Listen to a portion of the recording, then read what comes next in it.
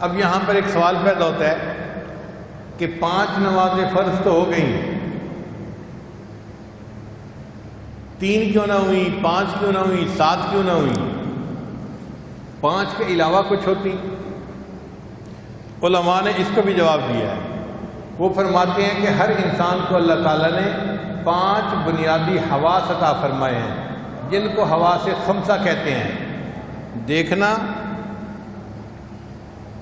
سننا، سونگھنا، چھونا، چکھنا۔ تو یہ 5 حواس ہر بندے کو ملے ہیں۔ چھوٹے طالب علم اپنے پرائمری اسکول میں حواس خمسہ کے بارے میں پڑھتے ہیں۔ ان حواس کے ذریعے ہم زندگی گزارتے ہیں۔ اللہ نے 5 نمازیں فرض فرمائی، میرے بندو تم 5 نمازیں روزانہ ادا کرو گے تو حواس خمسہ کا شکر ادا کرنے والے کہلاؤ گے۔ بعض علماء نے اس کا جواب یہ دیا کہ 5 بنیادی ضروریات ہیں، ہر بندے کو چاہیے: کھانا، پینا، لباس، مکان، بیوی۔ یہ 5 بنیادی ضرورت ہوتی ہے، ہر بندے کو زندگی گزارنے کے لیے ان 5 نعمتوں کی ضرورت ہے۔ تو اللہ نے 5 نمازیں فرض ادا کی، جو 5 نمازیں پڑھے گا وہ ان 5 نعمتوں کا شکر ادا کرنے والا بندہ بن جائے۔ اور بعض علماء نے اس کا جواب اور خوبصورت دیا۔ وہ فرماتے ہیں کہ 5 ایسی مصیبتیں ہیں جو ہر بندے پر آنی ہیں، نیک ہو یا بد ہو، ولی ہو یا نبی ہو، ہر ایک کے اوپر وہ مصیبتیں آنی ہیں۔ ان مصیبتوں میں سے بندے کو گزرنا پڑے گا۔ وہ کون سی 5 مصیبتیں ہیں؟ موت، قبر، حشر، پل صراط اور میزان۔ یہ 5 ایسے کیفیات ہیں، ان میں سے ہر بندے کو گزرنا پڑے گا۔ تو اللہ نے 5 نمازیں فرض فرمائی، میرے بندوں تم 5 نمازیں پڑھو گے، میں تمہارے لیے ان 5 مصیبتوں سے نکلنا آسان کر دوں گا۔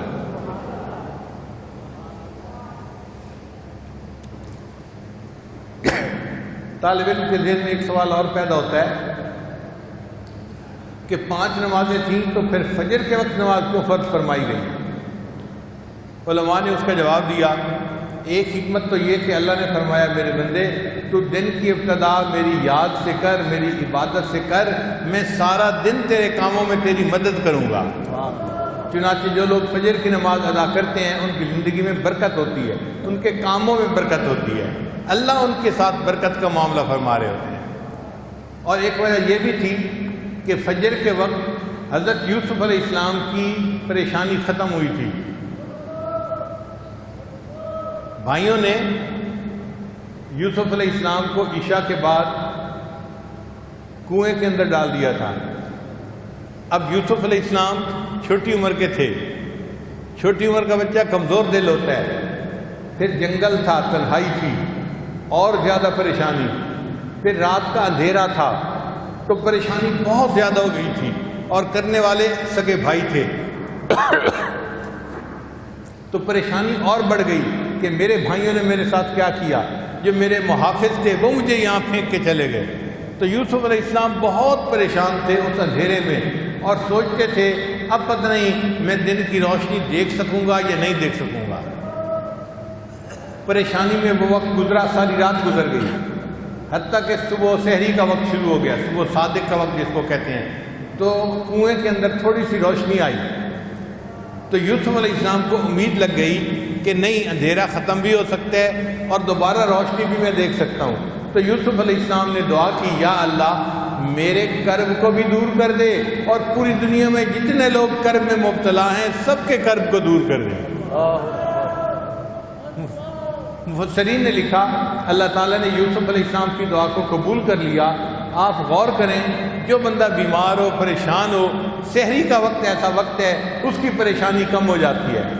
ڈاکٹر ہسپتالوں میں کہتے ہیں مریضوں کی جو ہے وہ ریڈنگ ٹھیک ہو جاتی ہیں، بلڈ پریشر ٹھیک ہو جاتا ہے، ان کی شوگر کا لیول ٹھیک ہو جاتا ہے، ان کی کیفیات ٹھیک ہو جاتی ہیں، سکون ہو جاتا ہے۔ یہ یوسف علیہ السلام کی دعا ہے جس کے اثرات آج بھی ہمیں نظر آ رہے ہیں۔ جس گھر میں کوئی فوت ہو جائے سارا دن لوگ لوٹتے ہیں، پریشان رہتے ہیں۔ آپ دیکھیں اس گھر میں جب سحری کا وقت آئے گا سب سوئے پڑے ہوں گے، سکون آ جاتی ہے، سب کو نیند آ جاتی ہے۔ یہ یوسف علیہ السلام کی دعا ہے، اللہ تعالیٰ ہر پریشان حال کی پریشانی کو اس وقت دور کر دیتے ہیں۔ چنانچہ رب کریم نے ارشاد فرمایا کہ اے میرے بندو، جیسے یوسف علیہ السلام نے دعا مانگی تھی، تم بھی سحری کے بعد جب نماز ادا کرو گے میں تمہاری زندگی سے کرب اور پریشانیوں کو بھی دور کر دوں گا، تمہارے غموں کی جو تاریک رات ہے ختم ہو جائے گی اور اللہ تعالیٰ خوشیوں کا اجالا پھر تمہیں دکھا دیں گے۔ پھر ظہر کی نماز سورج ڈھلنے پر ادا کی گئی۔ اس میں کیا حکمت ہے؟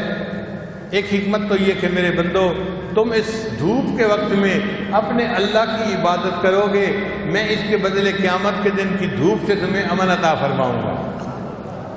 اور دوسری حکمت یہ تھی کہ اللہ نے فرمایا میرے بندو، دنیا میں چڑھتے سورج کی پوجا کرنے والے تو بڑے ہوتے ہیں، تم دکھا دو کہ تم سورج کی پرستش نہیں کرتے، جب وہ ڈھلنا شروع ہوگا تم اپنے رب کی عبادت کر کے بتا دو ہم موحد ہیں، ہمارا شرک کے ساتھ کوئی تعلق نہیں ہے۔ پھر عصر کی نماز اللہ نے کیوں فرض فرمائی؟ کہ ہر انسان کے ساتھ دو فرشتے ہیں، ان کو کرامن کاتبین کہتے ہیں، وہ انسان کے نیک اور بد اعمال کو لکھتے ہیں، ریکارڈ بناتے ہیں۔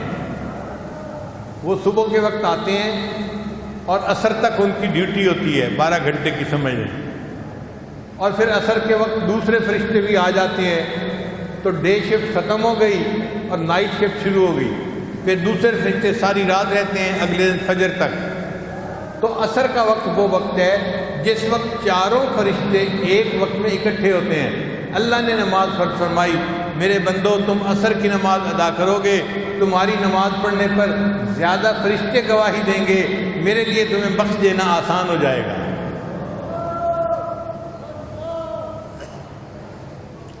پھر عصر کا وقت وہ وقت ہے جب یونس علیہ السلام کو مچھلی نے اپنے پیٹ سے باہر نکالا تھا۔ حضرت یونس علیہ السلام اللہ کے پیغمبر تھے، اللہ کے حکم سے ایک مچھلی نے ان کو نگل لیا تھا۔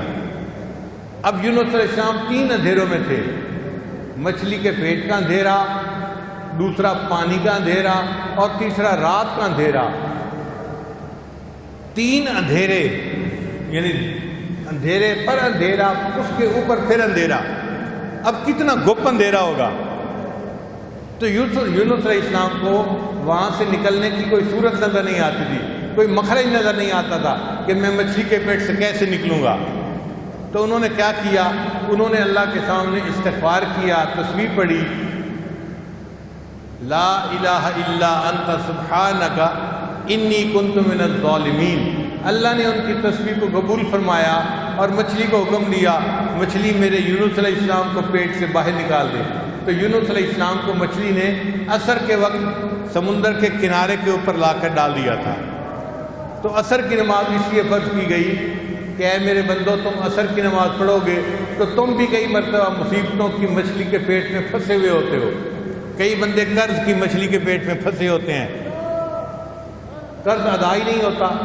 کئی بندوں کا کاروبار ایسا اٹکا ہوا ہوتا ہے، چلتا ہی نہیں، ٹکرے مارتے ہیں، کوششیں کرتے ہیں، کاروبار آگے بڑھتا ہی نہیں، ایسے لگتا ہے حالات کی مچھلی کے پیٹ میں پھنس گئے۔ اللہ نے فرمایا جب تمہیں بھی مچھلی کے پیٹ سے نکلنے کی کوئی صورت نظر نہیں آئے گی، عصر کی نماز ادا کرنا، میں تمہیں حالات کی مچھلی کے پیٹ سے نکال دوں گا۔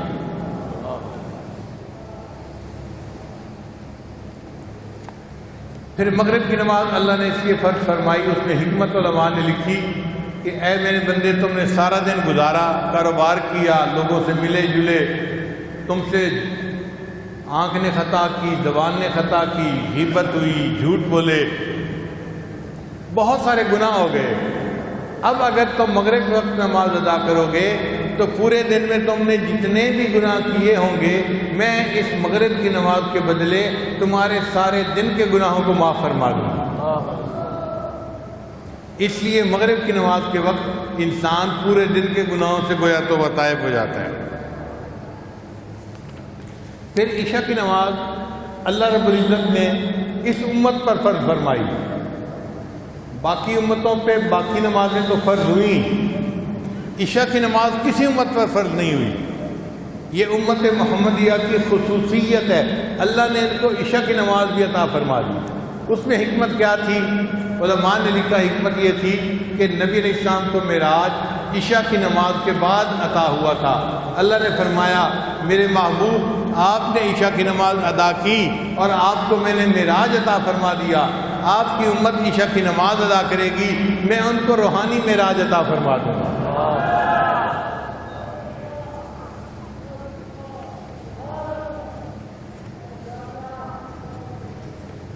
طالب علم کے ذہن میں ایک سوال اور پیدا ہوتا ہے کہ نماز کی رکعتیں 2 ہیں، 3 ہیں یا 4 ہیں؟